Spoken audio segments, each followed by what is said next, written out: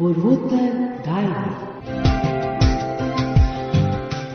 सभी श्रोताओं को नमस्कार। पूर्वोत्तर डायरी के इस नए अंक में आप सभी का स्वागत है। हर रविवार शाम 5:30 बजे इस कार्यक्रम में हम मिलते हैं और पूर्वोत्तर राज्यों की झलक आपके लिए लेकर आते हैं।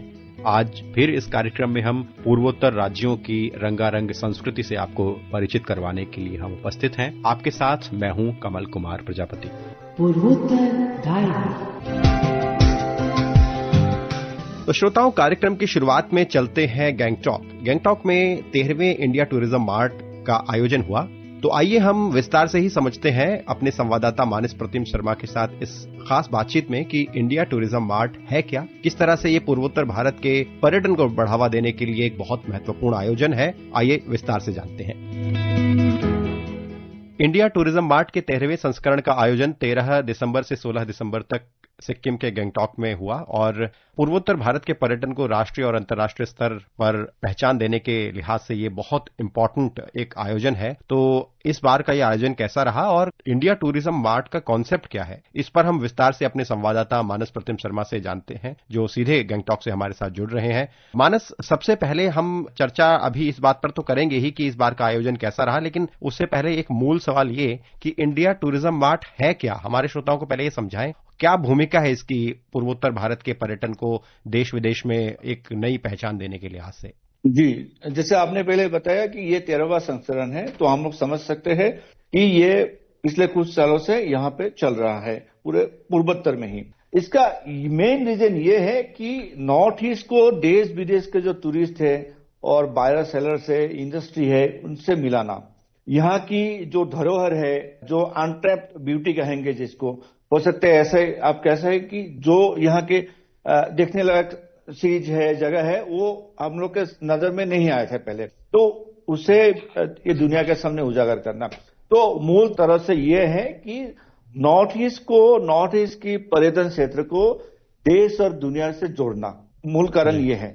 तो अब हम समझना चाहेंगे कि इस बार का 13वां संस्करण इंडिया टूरिज्म मार्ट का कैसा रहा, कौन इसमें भागीदार बने और किस तरह से इस आयोजन को फिर से पर्यटन मंत्रालय ने सफलता के साथ पूरा किया।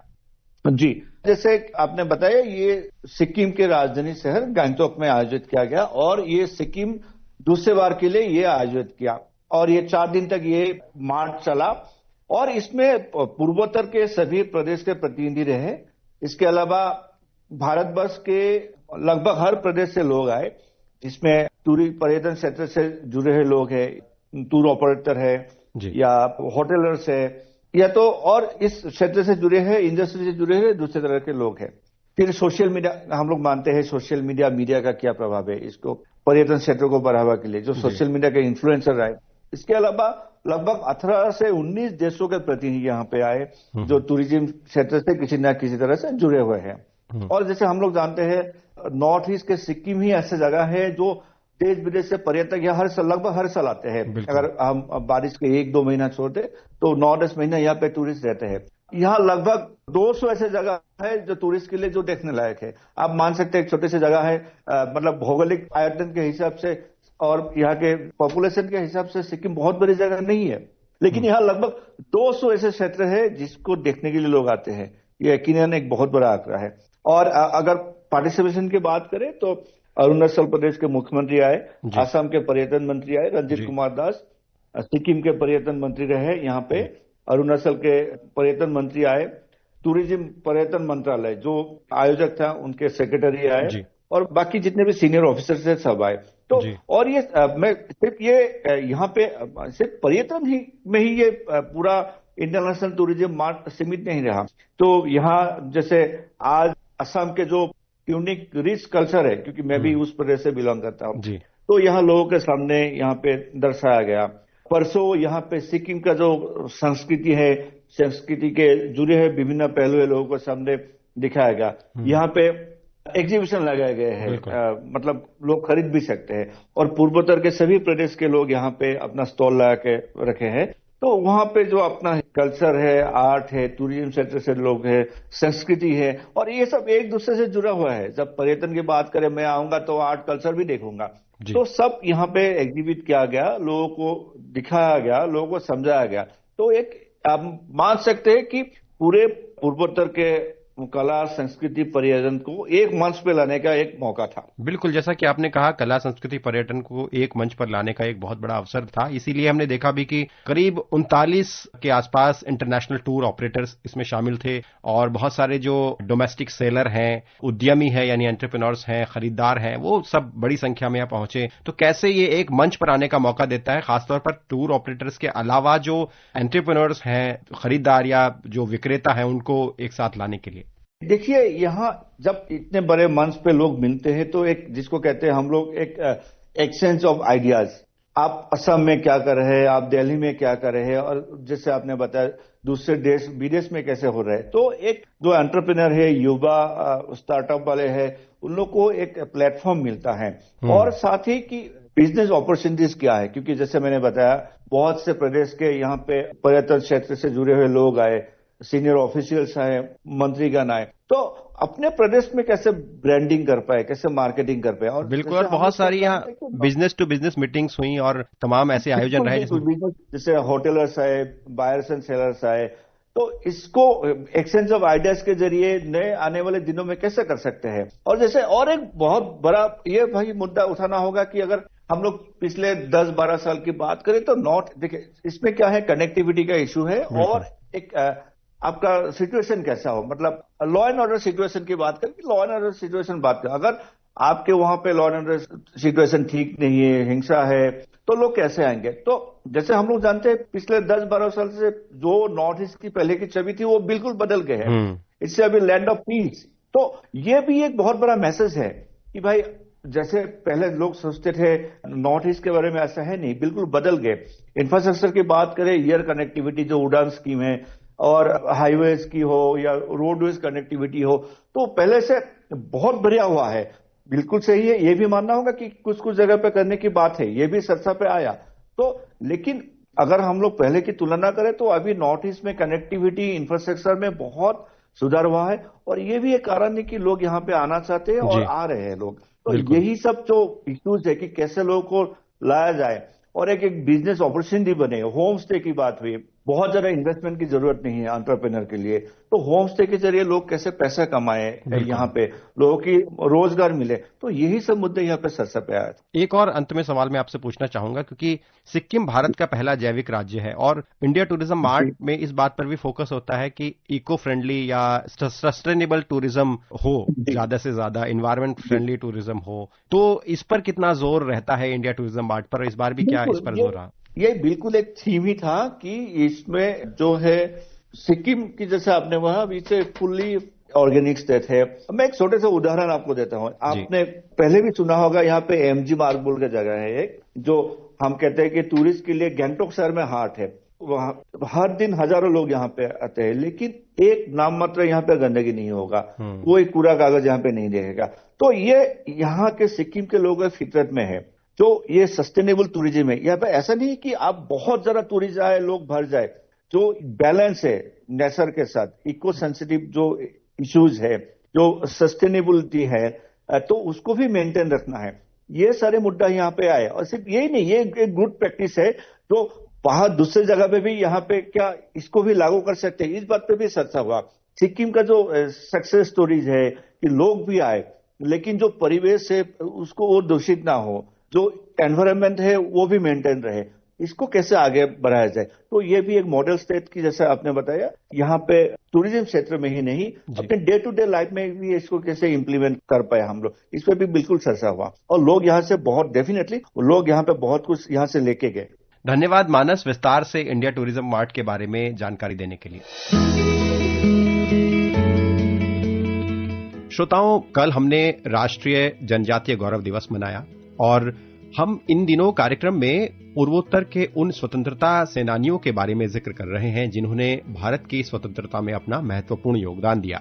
और हम सभी जानते हैं कि राष्ट्रीय जनजातीय गौरव दिवस भगवान धरती आबा बिरसा मुंडा के स्मृति में मनाया जाता है। तो हम आज भी कार्यक्रम में उन पूर्वोत्तर भारत के स्वतंत्रता सेनानियों को याद करते हुए कड़ी को आगे बढ़ा रहे हैं और आज हम एक नहीं बल्कि 2 स्वाधीनता सेनानियों और उन विभूतियों की बात करने वाले हैं जो मणिपुर से थे।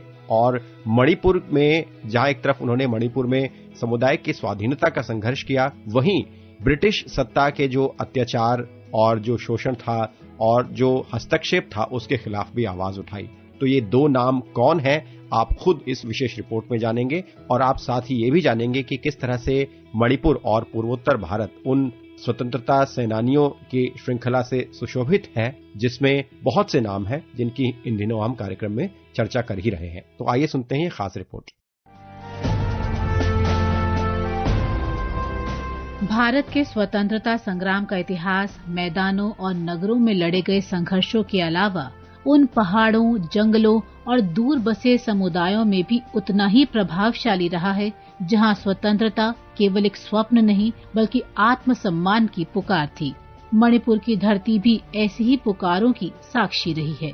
यह वह भूमि है जहां संस्कृति के साथ साथ साहस भी पीढ़ियों से जन्म लेता आया है और इसी धरती ने दो ऐसे वीर सपूतों को जन्म दिया जिनकी गाथाएं आज भी हवा में फुसफुसाती हैं। वीर टिकेंद्रजीत सिंह और नुगुल-खुप हाओकिप। वीर टिकेंद्रजीत सिंह मणिपुर के राजघराने के राजकुमार थे, पर उनकी पहचान केवल एक शाही वंशज की नहीं रही। वे उस क्रांतिकारी चेतना के स्वर थे जिसने अंग्रेजों के विरुद्ध मणिपुर के स्वाभिमान को जगा दिया। 19वीं शताब्दी के अंत में जब अंग्रेजों ने मणिपुर की राजनीति में हस्तक्षेप प्रारंभ किया, तब टिकेंद्रजीत सिंह ने इसे केवल शासन में दखल नहीं बल्कि मणिपुर के स्वतंत्र अस्तित्व पर आघात के रूप में देखा। उन्होंने राज दरबार में व्याप्त षड्यंत्रों को समझते हुए वह कदम उठाया जिसे इतिहास महल क्रांति के नाम से जानता है। इस क्रांति ने अंग्रेजों को विचलित कर दिया। वे समझ चुके थे कि टिकेंद्रजीत केवल एक राजकुमार नहीं बल्कि जन प्रतिरोध के मुखिया बन चुके हैं। परिणाम स्वरूप परिस्थितियां उस निर्णायक समय की ओर बढ़ी जिसने 1891 के एंग्लो मणिपुर युद्ध को जन्म दिया। टिकेंद्रजीत ने अपने विश्वस्त सेनापतियों जनरल पौना ब्रजबाशी और गोरखा योद्धा सूबेदार निरंजन छेत्री के साथ अंग्रेजी सेना का सामना किया। ये युद्ध शक्ति और साधनों की असमानता के बावजूद अदम्य साहस का उदाहरण बन गया। देश मेरे मेरी जान है तू, देश मेरे मेरी जान है तू, देश मेरे मेरी शान है तू, देश मेरे मेरी शान है तू। अंग्रेजों ने कठोर कदम उठाए। वे टिकेंद्रजीत को किसी भी कीमत पर पकड़ना चाहते थे। अंततः युद्ध के बाद वे गिरफ्तार कर लिए गए। अंग्रेजों ने उन पर राजद्रोह का आरोप लगाया, लेकिन उनके भीतर भय नहीं था। जब उनसे अंग्रेज अफसरों ने अंतिम बार पूछा कि क्या वे अपने निर्णय पर पछताते हैं, तो उन्होंने शांत स्वर में कहा, अपनी भूमि और अपनी जनता की रक्षा अपराध नहीं, कर्तव्य है। 13 अगस्त 1891 को इम्फाल में उन्हें फांसी दे दी गई। मिटाने से नहीं मिटते, डराने से नहीं डरते, वतन के नाम पे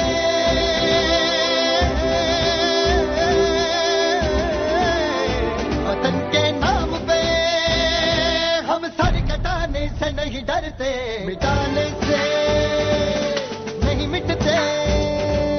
कहते हैं जिस स्थान पर उनका बलिदान हुआ वहां उपस्थित जनता ने मौन होकर अपना सिर झुका लिया, मानो पूरा मणिपुर शोक में डूब गया था, पर गर्व से भी अभिभूत हो गया था।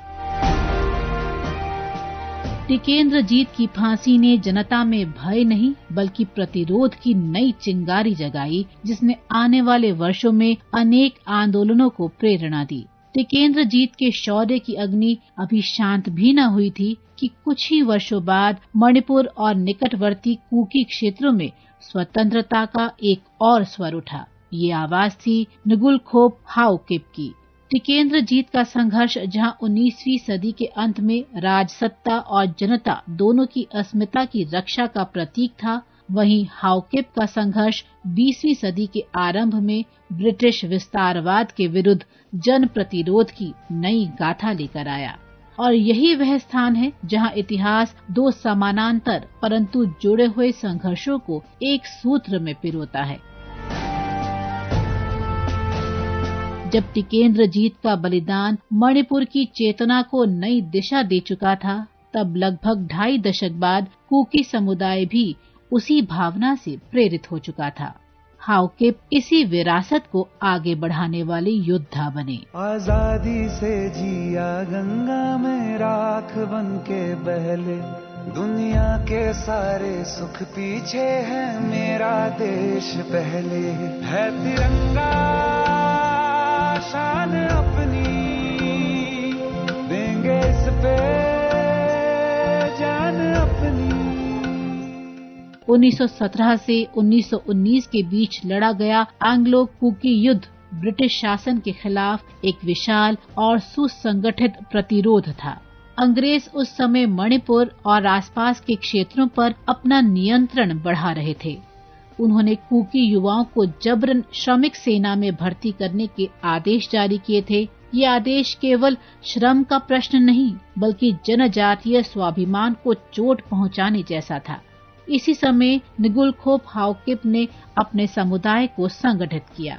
उन्होंने कुकी मिलिशिया का नेतृत्व किया और अंग्रेजों के विस्तार को चुनौती दे दी।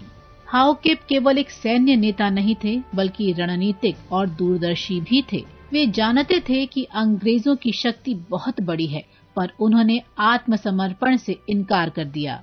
अंग्रेजों ने बार बार उन्हें अपने पक्ष में करने की कोशिश की, कभी लालच से, कभी धमकियों से, पर वे अडिग रहे। उनका ये अडिगपन ही उन्हें कुकी वॉर हीरो की उपलब्धि दिलाता है।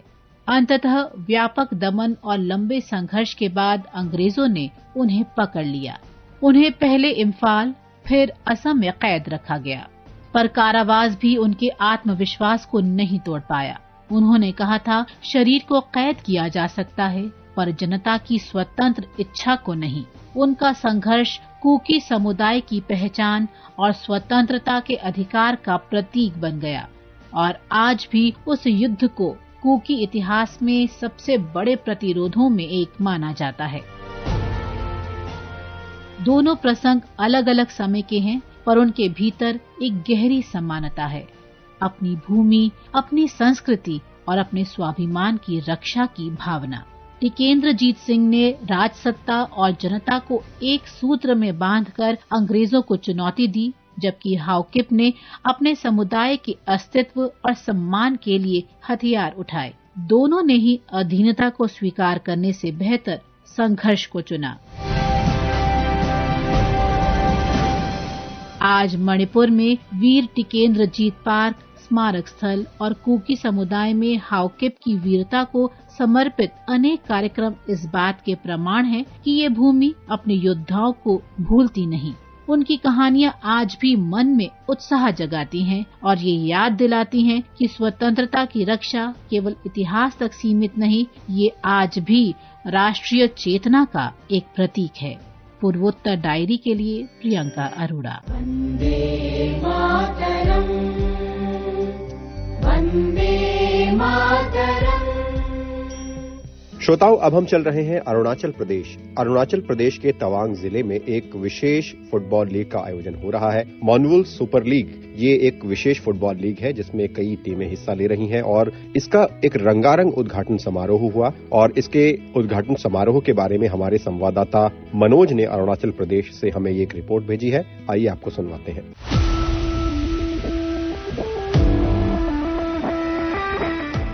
तवांग स्थित Gyalwa Tsangyang Gyatso high altitude stadium में Durex the Birds and B Stoke द्वारा प्रस्तुत और तवांग जिला खेल संघ द्वारा आयोजित मोन्यूल सुपर लीग के पहले संस्करण का आधिकारिक उद्घाटन हुआ। बहुप्रतीक्षित आयोजन मोन्यूल क्षेत्र में युवाओं के बीच फुटबॉल और खेल संस्कृति को बढ़ावा देने में एक महत्वपूर्ण मील का पत्थर साबित हुआ।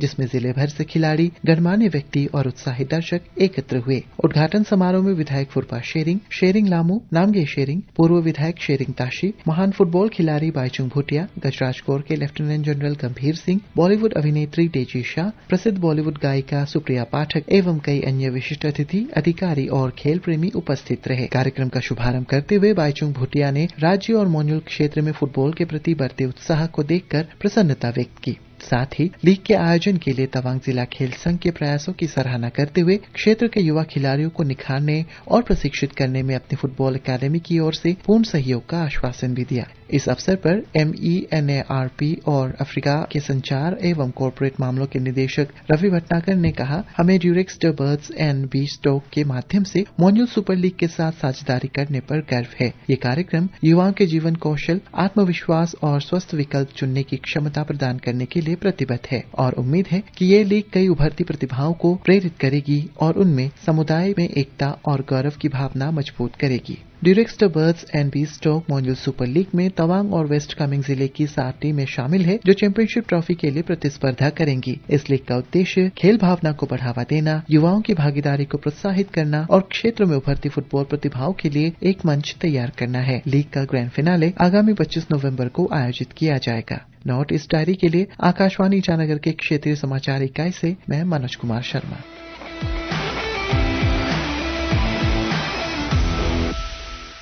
श्रोताओं, हम समय समय पर आपको कुछ ऐसी खास रिपोर्ट सुनवाते हैं जो हमें पूर्वोत्तर राज्यों की संस्कृति, कला और पर्यटन से रूबरू करवाती हैं। तो आज हम चल रहे हैं अरुणाचल प्रदेश और जानते हैं कि अरुणाचल प्रदेश किस तरह से पर्यटन के मामले में भी एक समृद्ध राज्य है और कैसे पर्यटकों को ये राज्य अपनी ओर खींचता है। तो आइए ये खास रिपोर्ट सुनते हैं।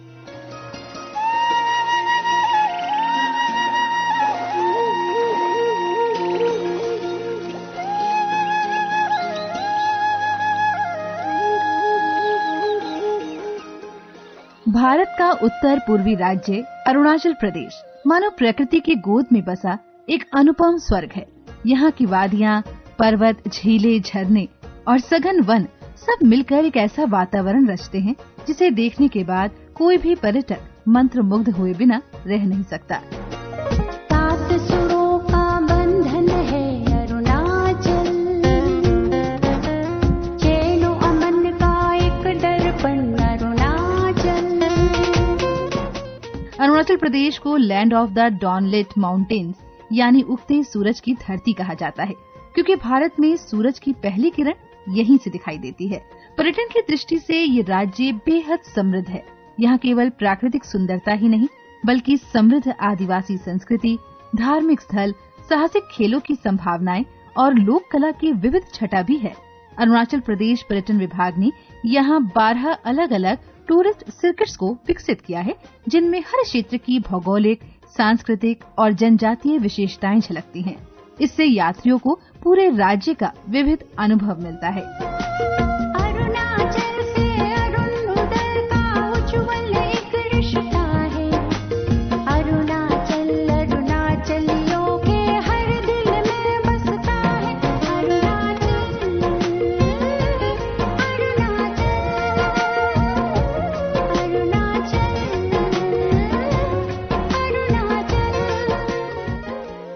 सबसे पहले बात करते हैं तवांग की। समुद्र तल से लगभग 3048 मीटर की ऊंचाई पर बसा ये क्षेत्र उत्तर पश्चिमी अरुणाचल का एक दर्शनीय स्थल है। यहाँ स्थित तवांग मठ एशिया का दूसरा सबसे बड़ा और प्राचीन बौद्ध मठ है। ये 3 मंजिला विशाल मठ 282 मीटर लंबे परकोटे से घिरा हुआ है। यहाँ बौद्ध संस्कृति की गहरी झलक देखने को मिलती है। तवांग के आसपास सेला दर्रा, जंग जलप्रपात और PTSO झील जैसी प्राकृतिक धरोहरें भी पर्यटकों को आकर्षित करती हैं। सर्दियों में जब ये इलाका बर्फ से ढक जाता है तो ये जगह किसी रोमानी दृश्य जैसी लगती है। शरणं गच्छामि, धम्मं शरणं गच्छामि, संघं शरणं गच्छामि। अब चलते हैं जीरो की ओर। लोअर सुबनसिरी जिले का ये छोटा नगर अपनी अद्भुत खूबसूरती के लिए जाना जाता है। देवदार और चीड़ के वृक्षों से घिरी पहाड़ियाँ, हरे भरे धान के खेत और आपातानी जनजाति की जीवन शैली, ये सब मिलकर जीरो को अनोखी पहचान देते हैं। यहाँ हर वर्ष सितंबर महीने में आयोजित होने वाला जीरो म्यूजिक फेस्टिवल अब अंतर्राष्ट्रीय स्तर पर प्रसिद्ध हो चुका है।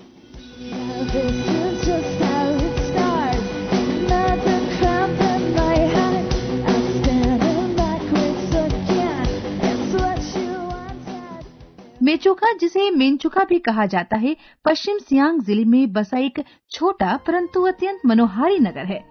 1829 मीटर की ऊंचाई पर स्थित ये घाटी चारों ओर से चीड़ के वृक्षों और झाड़ियों से ढकी है।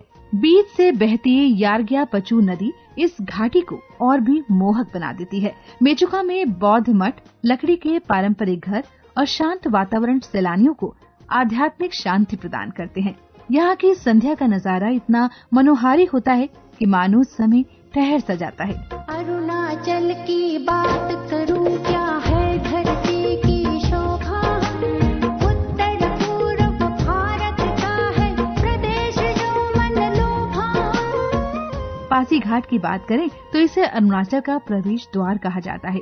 ये राज्य का सबसे पुराना नगर है, जिसकी स्थापना साल 1911 में हुई थी। ब्रह्मपुत्र नदी यहाँ की पहाड़ियों से निकलकर दिहांग अथवा सियांग नाम से आगे बहती है। नदी तट पर बसे इस नगर की सुंदरता अद्भुत है। रोमांचक खेलों जैसे रिवर राफ्टिंग और एंगलिंग के लिए पासी घाट एक आदर्श स्थान है।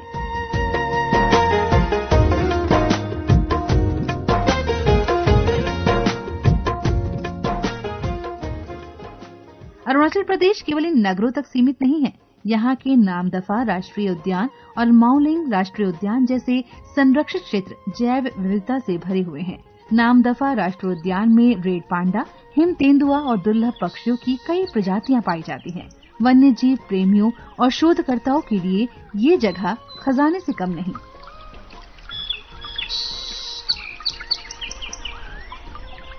राज्य की जनजातीय संस्कृति भी यहाँ का बड़ा आकर्षण है। अरुणाचल में लगभग 26 प्रमुख जनजातियां और 100 से अधिक उप जनजातियां निवास करती हैं। प्रत्येक जनजाति की अपनी भाषा, परंपरा, नृत्य और उत्सव हैं। जैसे न्यूकुम, लौसर, मोपिन और सुलुंग जैसे त्योहार यहाँ के सांस्कृतिक जीवन की झलक दिखाते हैं। इन त्योहारों में गीत, नृत्य और पारंपरिक व्यंजन पर्यटकों को एक अलग अनुभव देते हैं। अरुणाचल प्रदेश का पर्यटन लगातार प्रगति कर रहा है। सड़क और हवाई मार्ग से कनेक्टिविटी बेहतर हो रही है। होलोंगी ईटानगर हवाई अड्डा खुलने से देश विदेश के पर्यटक अब आसानी से यहां पहुंच सकते हैं। राज्य सरकार वोकल फॉर लोकल के तहत स्थानीय हस्तशिल्प और हैंडलूम उत्पादों को भी बढ़ावा दे रही है। बांस और बेत से बने उत्पाद, पारंपरिक वस्त्र और हस्तशिल्प पर्यटकों के लिए यादगार उपहार बनते हैं।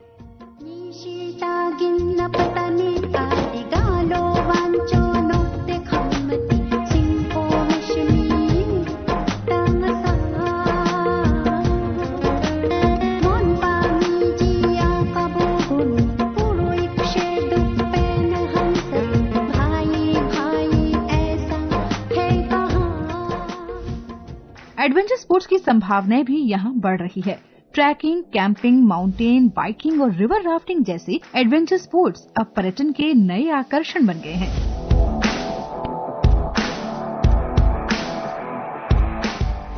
प्रकृति प्रेमी और रोमांच प्रेमी पर्यटक दोनों के लिए ये राज्य किसी सपने से कम नहीं। निश्चित ही आने वाले वर्षों में अरुणाचल प्रदेश भारत ही नहीं बल्कि विश्व पर्यटन मानचित्र पर और भी महत्वपूर्ण स्थान प्राप्त करेगा। ये राज्य हमें सिखाता है कि यदि हम प्रकृति और संस्कृति को सहज कर चलें तो पर्यटन केवल अर्थव्यवस्था को ही नहीं बल्कि समाज और संस्कृति को भी समृद्ध करता है। पूर्वोत्तर डायरी के लिए मैं फरहत नाज। श्रोताओं, आज का पूर्वोत्तर डायरी का अंक अब यहीं समाप्त होता है। हम उम्मीद करते हैं कि आपको आज का अंक हर बार की तरह रुचिकर लगा होगा और इस संबंध में आप अपनी प्रतिक्रिया हम तक जरूर पहुंचाइए। आप हमारी ईमेल आईडी का पता नोट करें, airnsdtalks@gmail.com। आप हमारा व्हाट्सएप नंबर भी प्रतिक्रिया के लिए नोट कर सकते हैं। व्हाट्सएप नंबर है 9289094044 9289094044।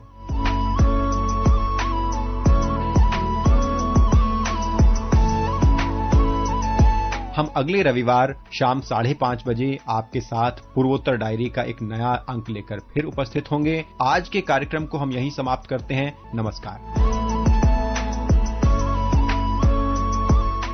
ये कार्यक्रम आकाशवाणी के समाचार सेवा प्रभाग द्वारा प्रस्तुत किया गया। आलेख व संकलन कमल कुमार प्रजापति। प्रस्तुति सहायक दानिश जैदी। पूर्वोत्तर डायरी।